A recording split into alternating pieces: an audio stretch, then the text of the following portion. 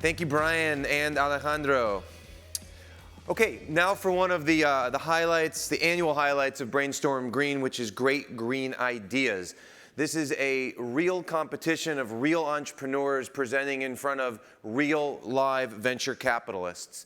Each entrepreneur will have 5 minutes to present their case, and only 5 minutes. A loud buzzer will sound at the end of that 5 minutes, and I will hover to make sure that the entrepreneur knows that their time is up. After that, our judges will have a brief conversation about that, and when that's over, we will rely on you in the audience to vote. I'll be putting up instructions on how to text your choice of the best, the greatest green idea, and we'll crown the winner of Great Green Ideas for 2014. Now, please welcome our judges, Dhiraj Malkani, a partner with RockPort Capital, and Nancy Pfund, founder and managing partner of DBL Investors. Without any further ado, our first entrepreneur is Eben Bayer, co-founder and CEO of Ecovative. Eben. Good morning. So I'm the mushroom guy. You may have got a little preview of this yesterday. I have to give it to Michael Dell. Our materials aren't benign enough you can eat them, but I have to tell you, they taste terrible. So they did a good job yesterday.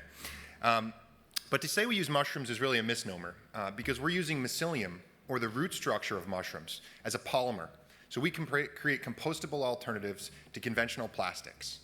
I want to touch really briefly on the need. All of you are aware of this, but this is why Ecovative started.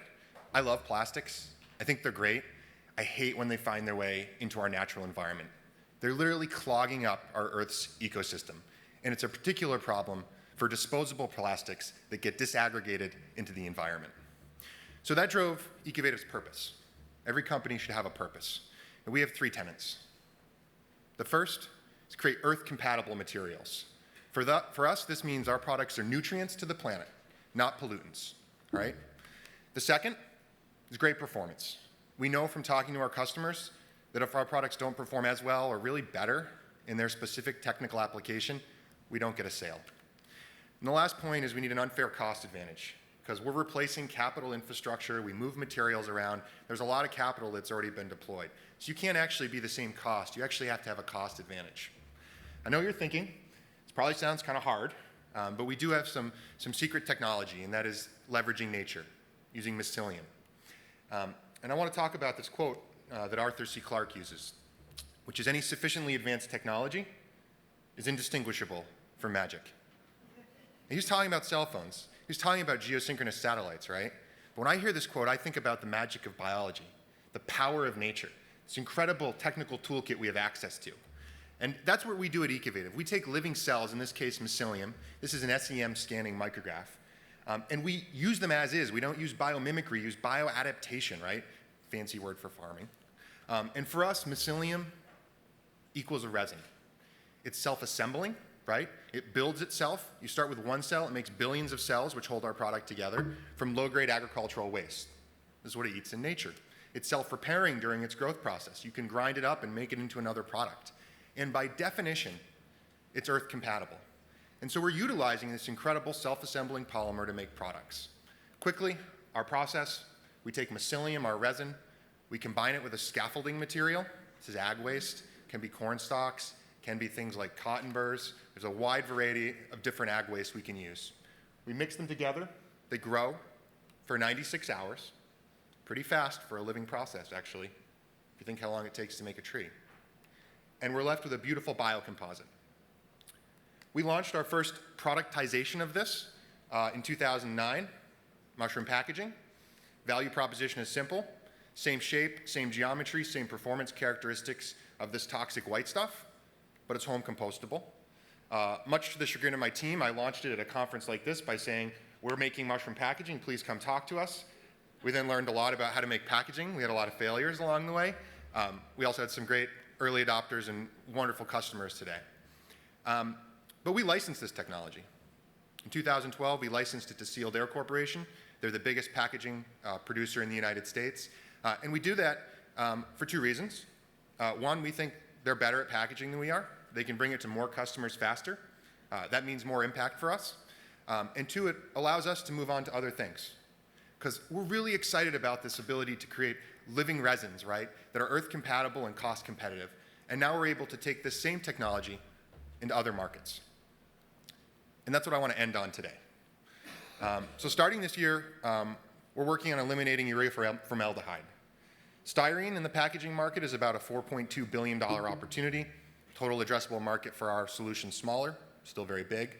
Urea formaldehyde, $42 billion. Order of magnitude impact. And it's listed as a possible carcinogen, and it's found all around you. It's found in the furniture in your home, our hospitals, our schools.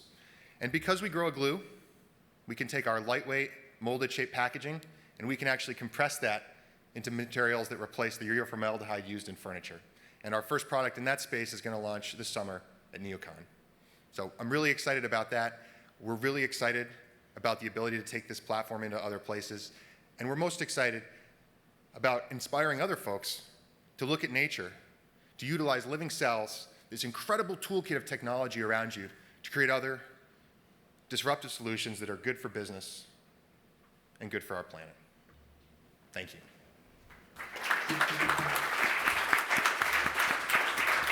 Extremely impressive. Those of us up here saw the clock tick down to 1 second when he was finished. Nancy, please. Well, good for you. I've been following your company for several years now, and I'm so impressed with your leadership, your persistence, because that's, of course, half the battle in a startup is tenacity.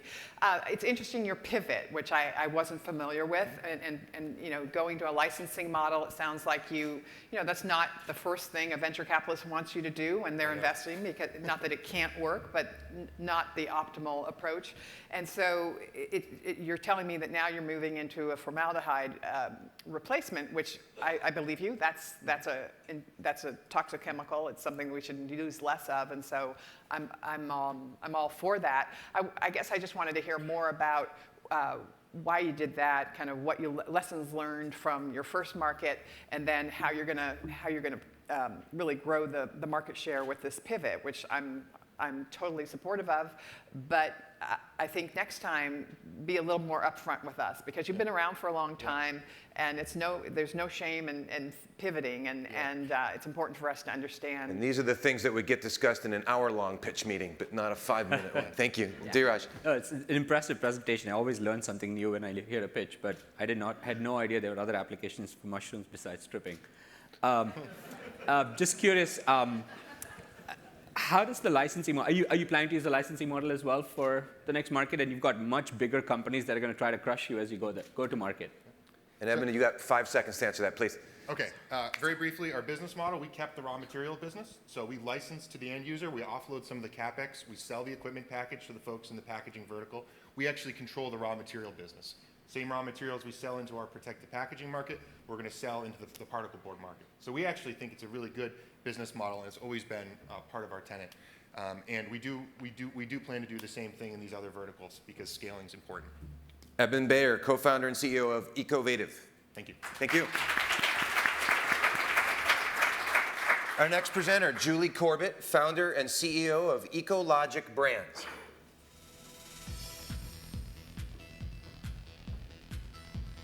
Hello, everyone. In the spirit of competition, I'm the paper bottle lady. So before I started, I just wanted to give everybody a sense of my aha moment and what led to the foundation of Ecologic Brands. 4.5 years ago, my daughters came home saying that their school had gone to a waste-free lunch program. And for all of us, our children are kind of at the heart of the sustainability conversation. They're inheriting this planet. So it's a very exciting journey to go down with your children, to learn the basic tenets: recycle, reuse, and reduce. What's very easy to do and very exciting is you immediately put them in reusable water bottles, and you immediately put them in Tupperware to send their sandwiches to school. But what you realize as a family very quickly is that how do you really deal with waste at a fundamental level, which is the level at home? And when you think about it, you look at your garbage can and your recycling bin, and it's a little delusioning. It's harder for consumers to really make better choices around packaging. The cues in the market don't exist. It's hard to understand what bottles have been made out of recycled content. It's harder to find packaging that is recyclable, what is recyclable, what's not recyclable. So this journey of curiosity led me to really understand it's a huge problem. We talk a lot about electric vehicles and a lot of these chemical changes, but waste from packaging is a significant issue and it has a significant impact on the planet today. 4.4 pounds of solid waste is generated by each individual in the US. 30% of that waste is packaging. And of that packaging waste, only 10% of the plastic content is actually recycled. But 85% of paper is recycled. So that's a pretty important cue. The question is why is paper more recycled? It has a better infrastructure. It's a renewable resource. It's a fiber-based technology similar to mushrooms. It grows. We have a great infrastructure to mill paper, recycle paper, and it's a fiber-based technology at its core, which makes it easy to break down and remanufacture.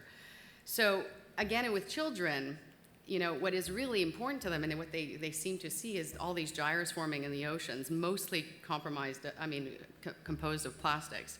And it's really demonized the material set for a lot of children today, which is our future. So the big question, and what really was the sort of genesis of Ecologic, why not use more paper? The infrastructure is there. There's a lot of paper waste in this country. And there we go, the reinvention of paper, the creation of a paper bottle that basically uses recycled cardboard and old newsprint. It speaks to what it is. It's a right cue for consumer. It looks exactly what it's made out of, recycled material. For those companies using plastics, or needs plastics for barrier, it uses 70% less plastic. And it's compostable and re-recyclable. So it's a simple solution that is still highly complex to manufacture, but a simple solution that really helps guide the consumer and bringing them exactly what they want. Not only have we transformed the supply chain, the materials around packaging and bringing paper into a market that basically generates 90 billion plastic bottles a year, we're also changing the supply chain around paper. We're making it so easy. We could take corrugated waste from supermarkets, bring it to Manteca, California, our new manufacturing facility.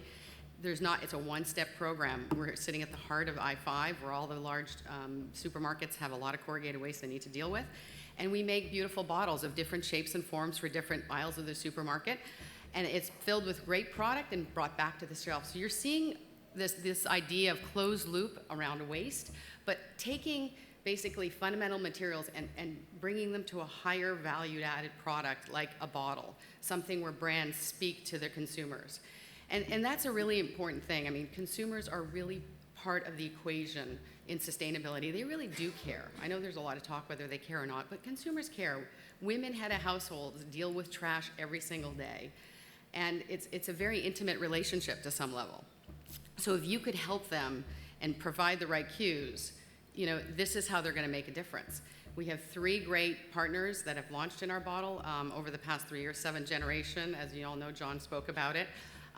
And protein powder, and Safeway is now using their private label for our detergent bottle for their private label detergent. So now the market is we're proliferizing through different aisles, but we're really bringing consumers what they want. And for brands that have adopted, they've seen an incredible growth in sales, in distribution. So really, it's not just a myth. Consumers do, when they have choices, they do make better choices. So the big question I have to ask you is, paper or plastic? And I hope everybody understands how paper is a much better choice. Thank you very much. Julie, thank you. Dhiraj? Yep.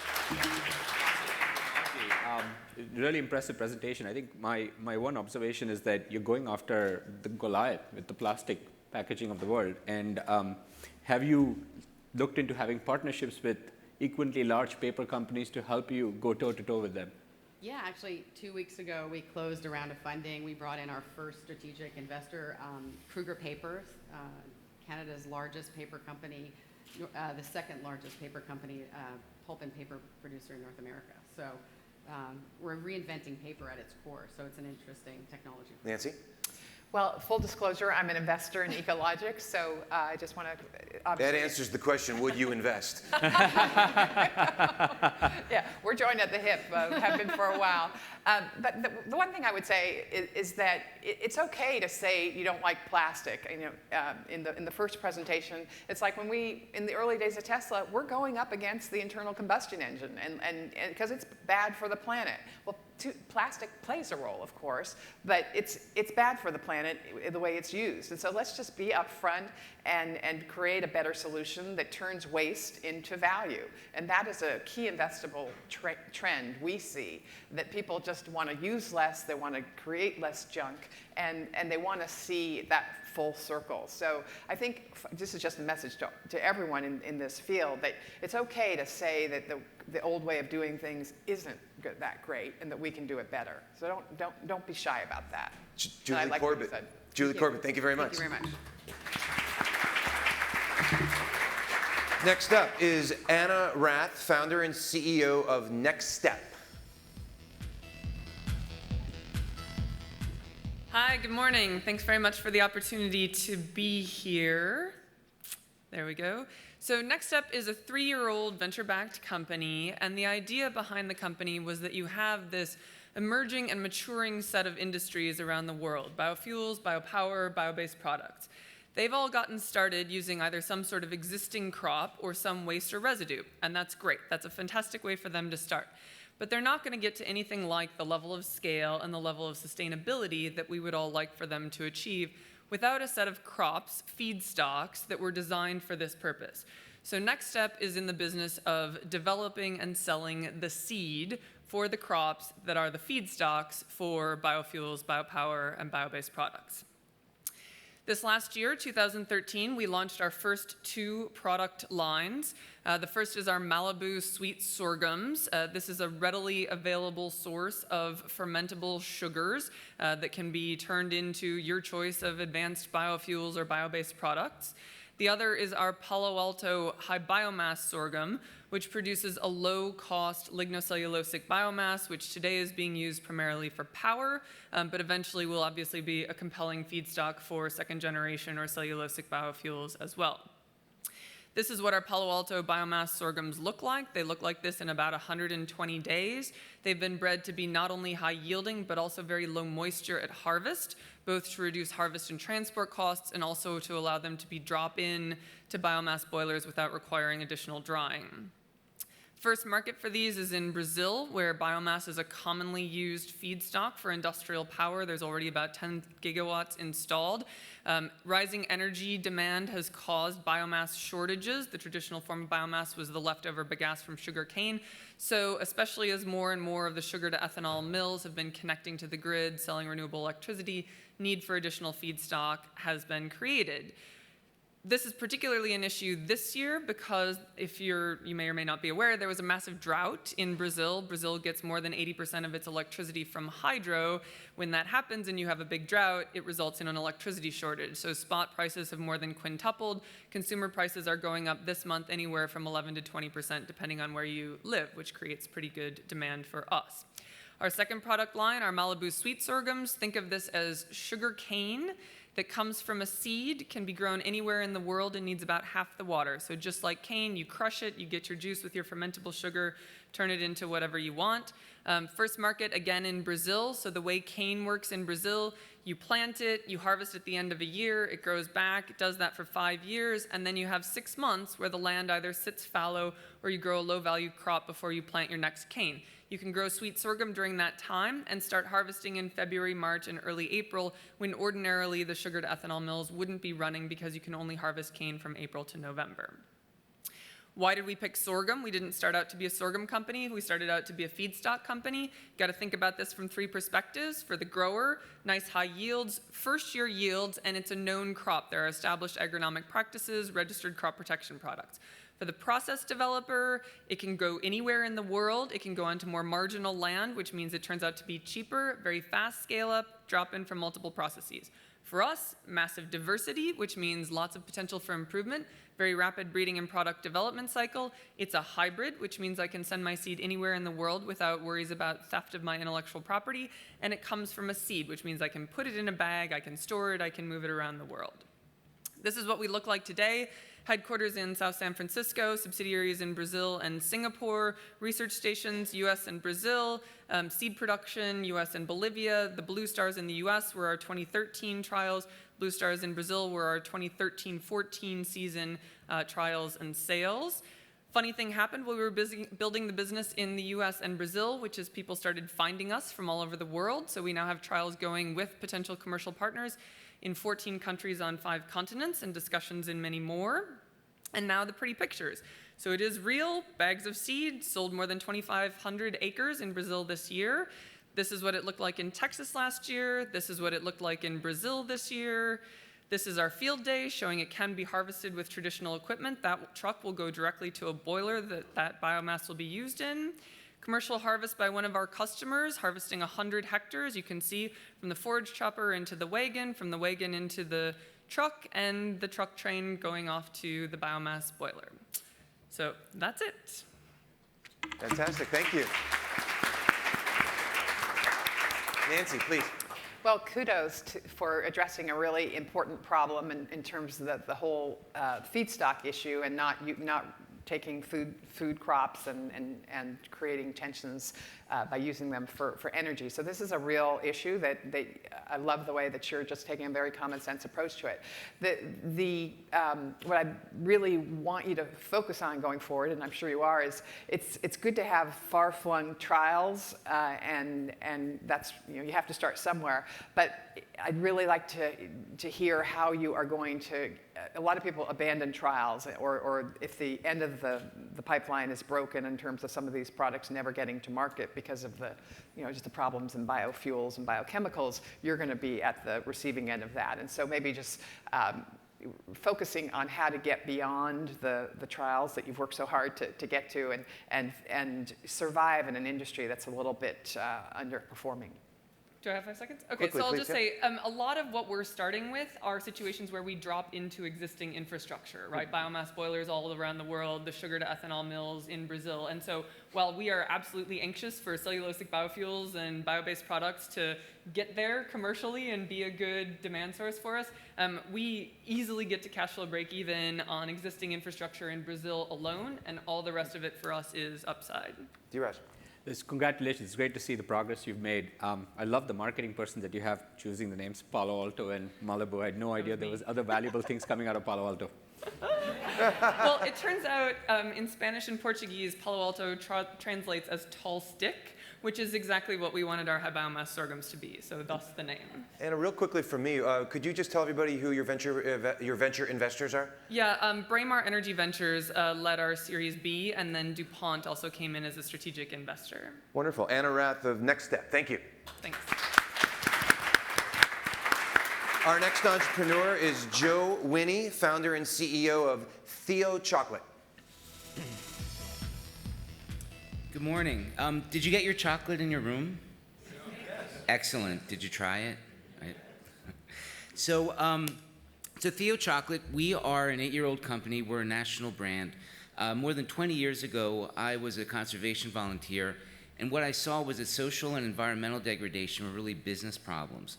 That cocoa farmers who today are earning less than $2 a day for their entire family aren't able to invest in their farms or their future because they don't have the income, they don't have a reliable source of income as a result of the crop.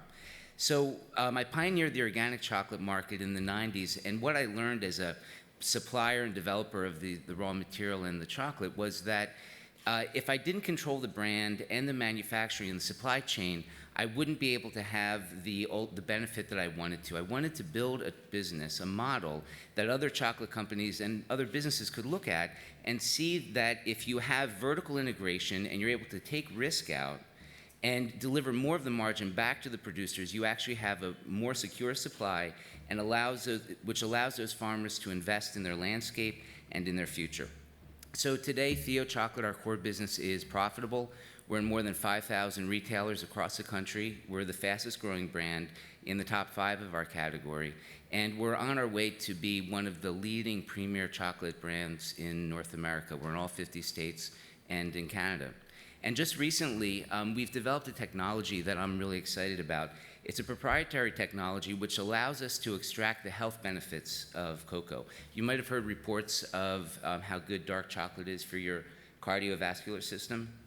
It's the antioxidants in the cocoa that really is truly good for you. And The proprietary process, which is organic, allows us to extract these polyphenols, epicatechins, and antioxidants in a powder form to be used as an ingredient for supplements, other nutraceuticals, and we're starting to sell that product now into the industry. In about a year, we'll be launching food products using those ingredients under our brand, and you'll be seeing that in a wide variety of beverages and other products that consumers will be able to use as part of their health regimen. So we believe that as important chocolate is as a treat and as wonderful as that business is for us, the fact that we can create products that give you an opportunity to enjoy chocolate in a different way at different times during the day, we think is exciting. So thank you for having me here, and I look forward to answering any questions. Wonderful. Dhiraj, you're first. This is, I love your chocolate. I love your product. It's really awesome. My 4-year-old just loves it.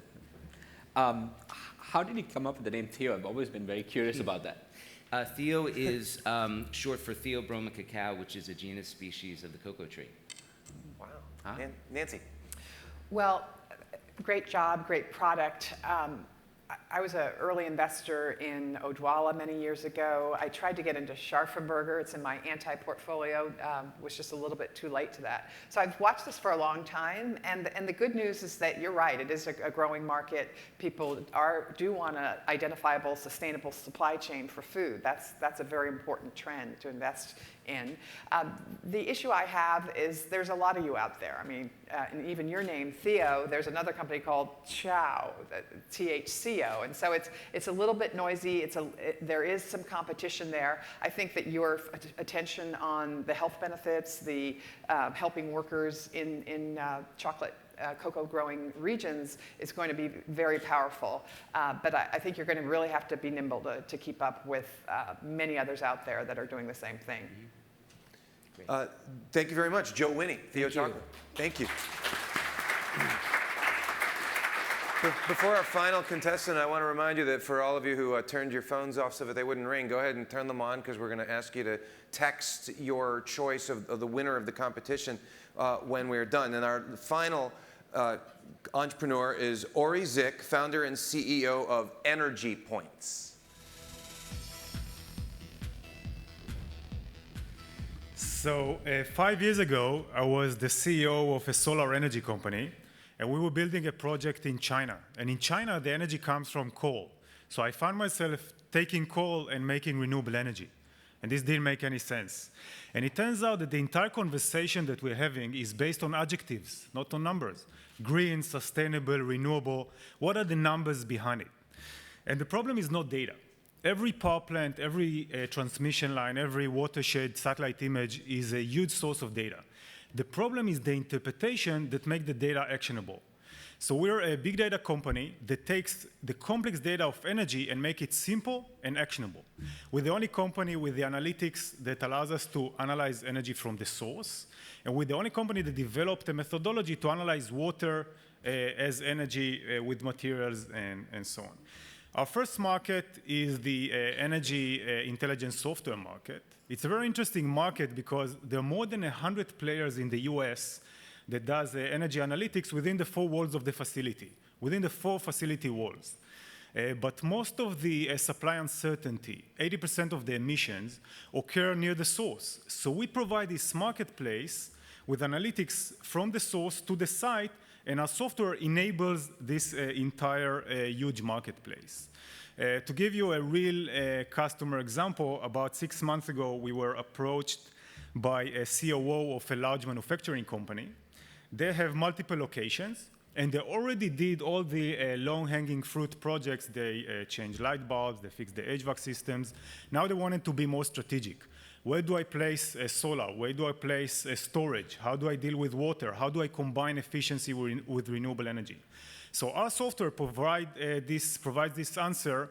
We analyze the financials, and we're the only ones that can analyze the environmental impact and the energy return on energy investment with one holistic source energy metric across energy efficiency, renewable energy, water, material, and so on. To do that, you need very deep analytics. This was published last week, just as an example.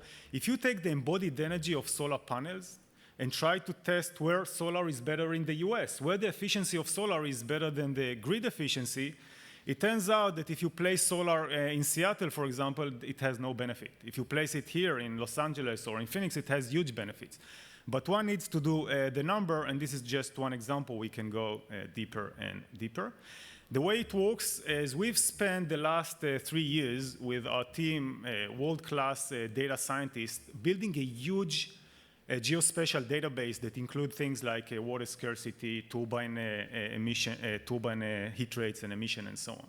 To give you an idea, if you go online and calculate your carbon footprint, you will be using about 100 conversion factors. We have like 2 billion and growing fast.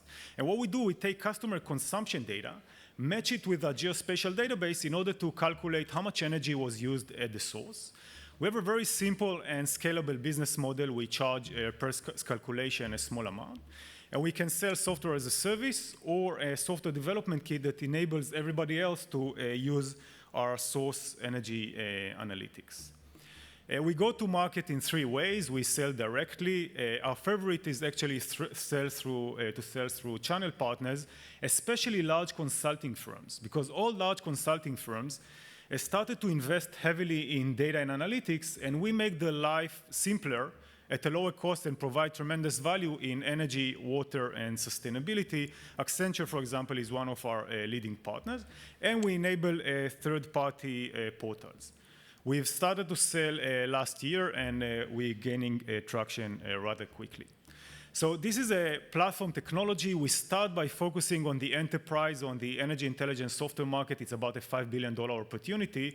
But we're in contact with other players, for example, a computer-aided design company that would like to use our source energy analytics to allow architects to design buildings specifically to water scarcity and the grid efficiency in each location. And these are really complex problems that we've solved.